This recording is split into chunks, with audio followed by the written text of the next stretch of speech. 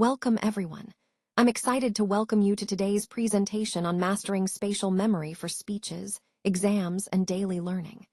The focus of our session is the Certificate in Memory Mastery Foundations, specifically Module 4, the Memory Palace, or the Method of Loci. Over the course of this presentation, we'll explore how you can improve your memory through spatial techniques, and I'll give you practical insights to apply right away. Let's get started. Let's explore how our brain naturally excels at remembering spatial relationships and vivid imagery. This ability allows us to store vast amounts of data without much effort. The brain is wired to recognize and recall the locations of objects and scenes around us, which we can harness to improve our memory. The term natural brain strength really highlights this innate talent. When we think about it, our brains are especially good at spatial tasks, understanding where things are in relation to each other. Now, the word loci comes from Latin, meaning places. This is a key concept in the memory palace technique, which involves associating information with specific locations in a familiar space. By introducing the idea of a memory palace, we're tapping into this natural ability. It's essentially a mental map of a familiar place where we can place different pieces of information, making recall much easier. Overall, this approach leverages our brain's natural strengths, using spatial memory and vivid imagery to help us remember large amounts of information efficiently.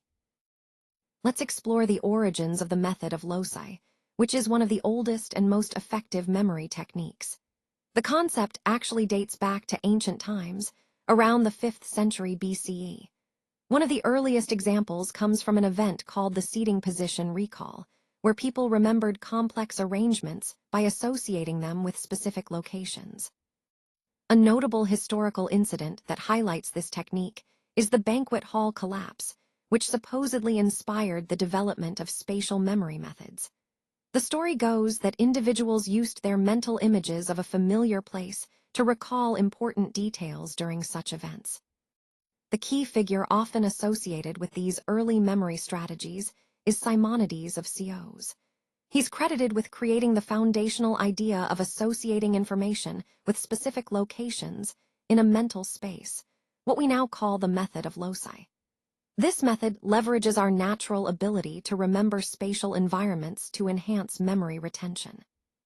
So, when we think about the overall history of memory techniques, Simonides' work marks a significant turning point, demonstrating how ancient people began to systematically improve their ability to remember by linking memories to physical spaces. It's fascinating to see how these early ideas still underpin modern memory training today. Let's take a closer look at how ancient rhetoricians approached memory. Emphasizing the creation of bizarre mental images at each location was a key technique to boost recall. Quintilian, one of the great Roman teachers, advised speakers to mentally walk through buildings to retrieve complex speeches. Imagine yourself walking through a familiar place and associating parts of a speech with specific spots. That's the essence of his method.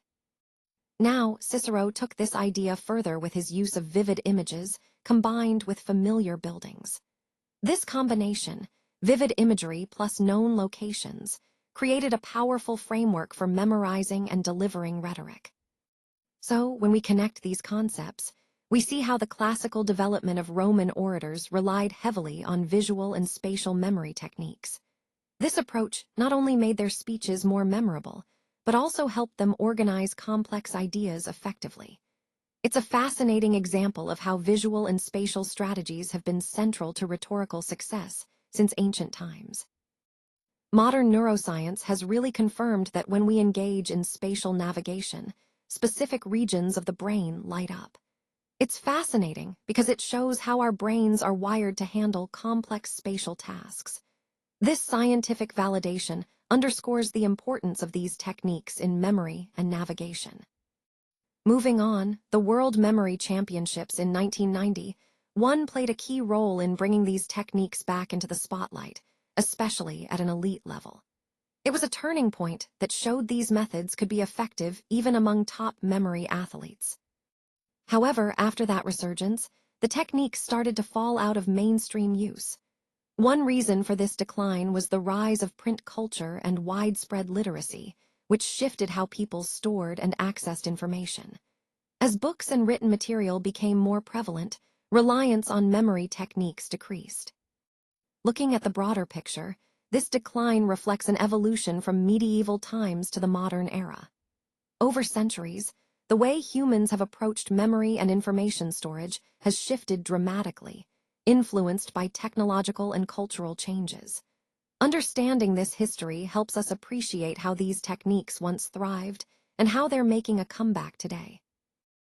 Stronger than verbal traces, our brain has an incredible way of encoding information through neural pathways. When we create vivid mental images, these images are processed visually, primarily in the occipital lobe, which is the brain's visual processing center. This process helps us map out mental routes, making spatial navigation more intuitive. The hippocampus plays a crucial role here. Think of it as the palace where our spatial memories are stored and organized. It helps us remember and navigate through complex environments, acting like a mental mapmaker. Understanding how the brain regions like the occipital lobe and hippocampus work together gives us deeper insight into the neuroscience of spatial memory. It's fascinating because it shows us that our memories aren't just fleeting words or facts, but vivid, visualized experiences that guide us through our daily lives. This interconnected system illustrates why some memories are so strong. They're rooted in the way our brain encodes and visualizes space and experience. Now, let's talk about using sequential landmarks from your commute as a tool for mental organization. Think of it as a daily route you take.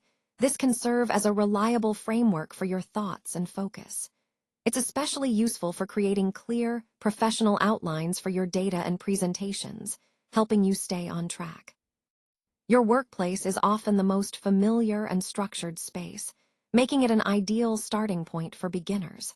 It's a consistent environment that you can easily associate with specific mental cues.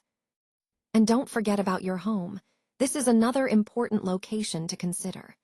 Choosing a mental spot like your home can help you transition into a focused state, especially when preparing or debriefing. Ultimately, selecting your mental location, whether along your daily route, at work, or at home, can anchor your focus and improve your mental clarity. It's all about connecting these familiar landmarks to the overall theme of organizing your thoughts effectively. When creating a mental map, consistency is key. Always walk the same route when you visit the palace, so you build a reliable mental pathway. Using fixed landmarks like the front door, a sink, or a desk helps anchor your memory because these features don't change. It's also important to avoid backtracking, meaning try not to cross your own path or create loops, because that can cause confusion. Think of it like following a straight line rather than a tangled maze. Moving in a linear, logical progression from one room to the next, in a natural order, keeps your mental map clear and organized. By establishing these habits, you're creating a solid, dependable route that makes recalling the palace much easier and more efficient. This approach ties directly into developing stronger memory techniques overall. Let's explore how emotion can deepen our visual storytelling. By linking images to feelings like fear, joy, or surprise, we create more powerful emotional traces that resonate with our audience. Next, consider sensory richness. Imagine adding sounds, scents, or textures to make scenes more vivid and immersive. This helps your audience feel like they're truly experiencing the moment. Moving on, incorporating movement. Think of dancing lamps or floating chairs. Adds a dynamic element that captures attention and brings your visuals to life. Lastly, exaggeration can be a fun and effective tool. Making objects appear giant, tiny, or distorted in shape can emphasize certain ideas or create a whimsical, memorable impact. All these techniques, emotion, sensory richness, movement, and exaggeration, are key to enhancing visual detail and making your presentations more engaging and memorable. Let's delve into some effective memory techniques. First, we have emotional anchors, which account for about 30%. These involve attaching emotional significance to the information, making it more memorable. Then, there are bizarre associations, also around 30%. These are unusual or funny links that stand out and stick in your mind better. Next, concrete visuals make up about 40%. Using clear, vivid images helps solidify abstract ideas by turning them into something more tangible. All these techniques are part of the broader process of encoding, transforming abstract or complex information into a format that's easier to remember. The key is to make the information meaningful and engaging. Whether it's through emotional ties, bizarre connections, or visual imagery, these methods help your brain process and store information more efficiently. So, when you're trying to learn something new, think about how you can incorporate these strategies to enhance your memory. Let's talk about how to strengthen the path in your memory. One effective way is to create a mental movie. Imagine a vivid scene or story that links the information you're trying to remember. This visualization helps make the data more memorable.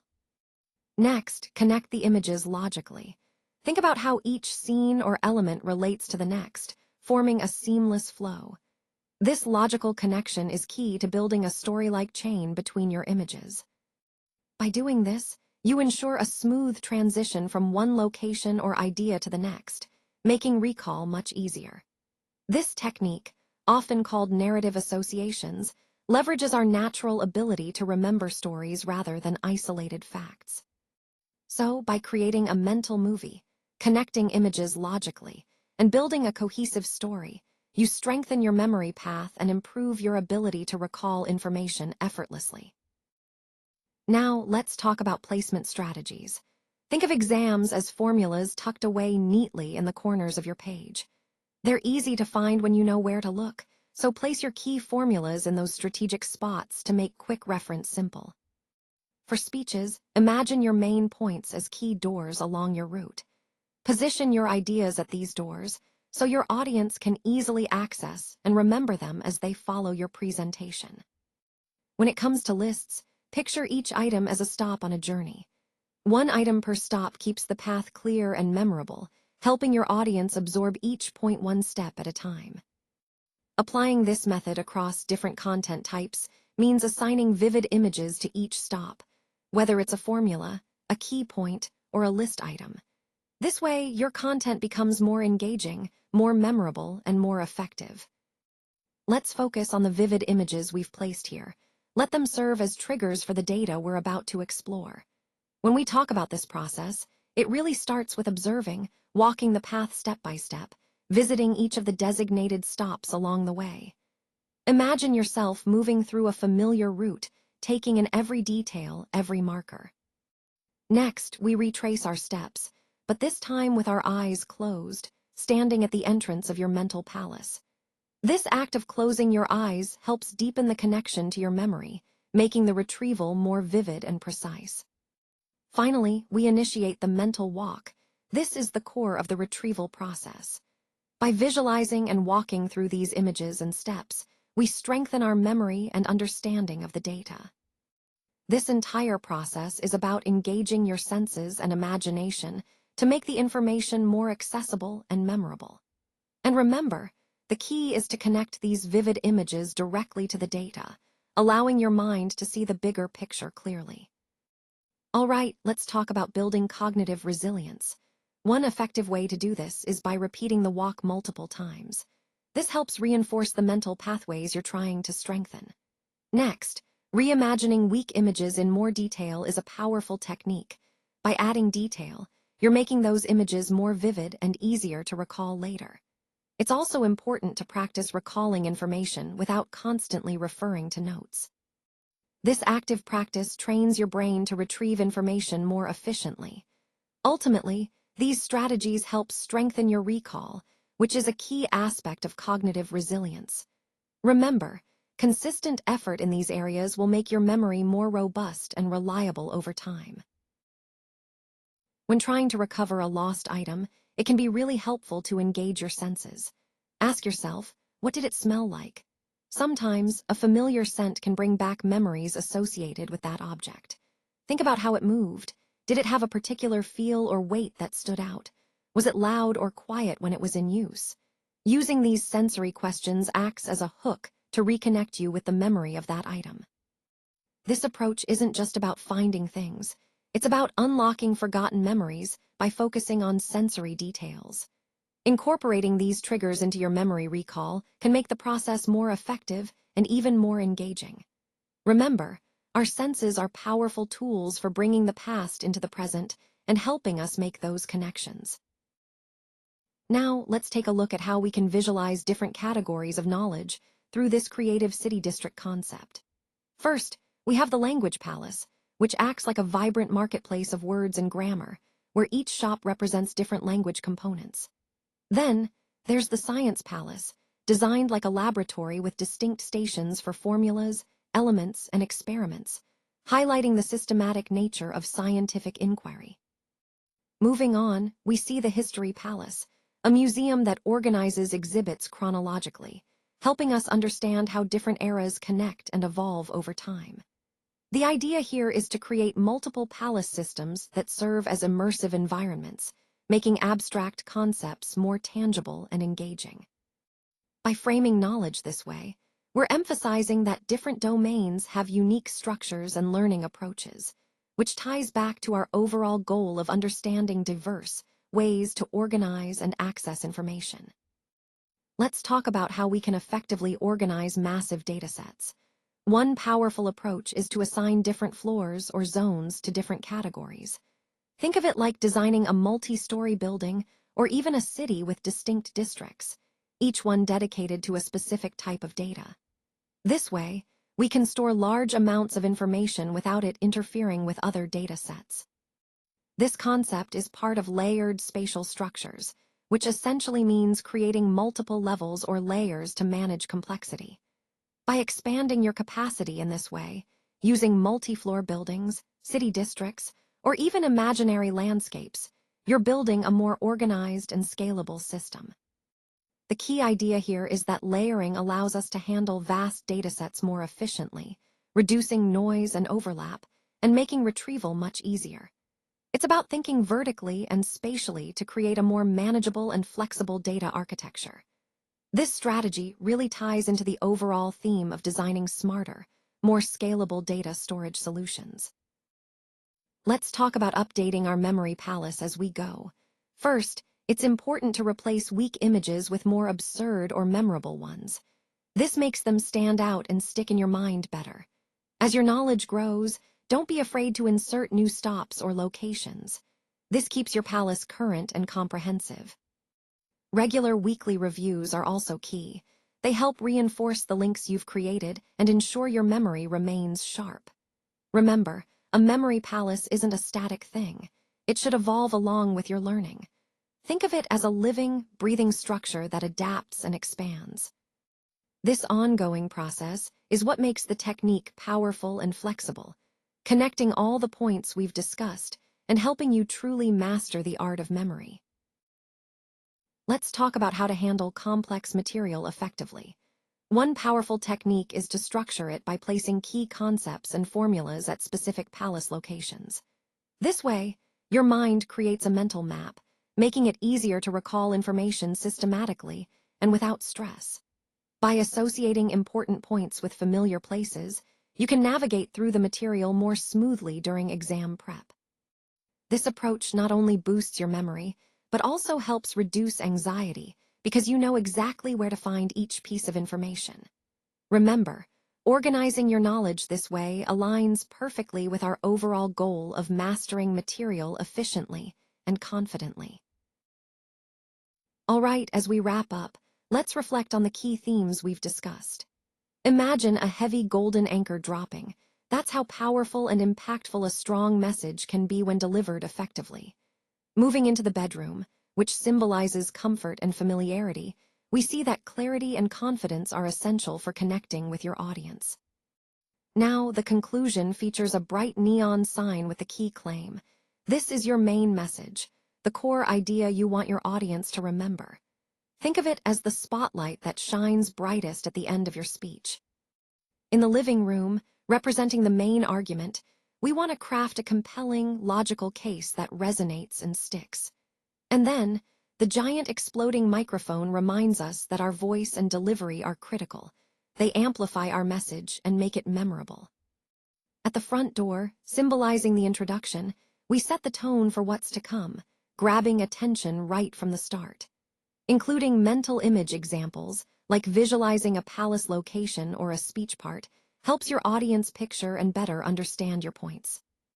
Finally, enhancing your public speaking through body language, tone, and engagement can significantly elevate your effectiveness. Remember, every element from the opening to the conclusion works together to strengthen your overall presentation. When learning new words, it's really helpful to associate them with striking images. This visual connection makes it easier for your brain to remember and recall the vocabulary later on. Another effective technique is to link times or specific moments in your day to particular furniture pieces.